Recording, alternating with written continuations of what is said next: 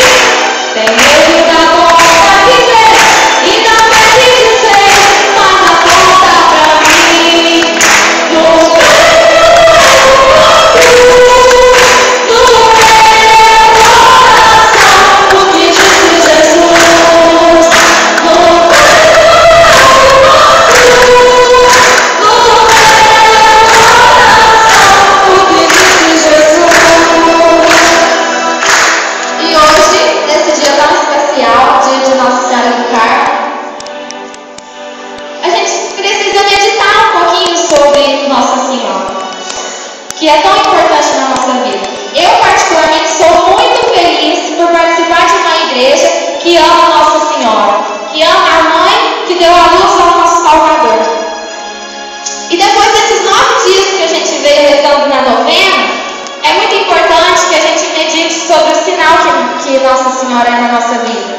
Sinal de amor, sinal de paz, sinal de caridade.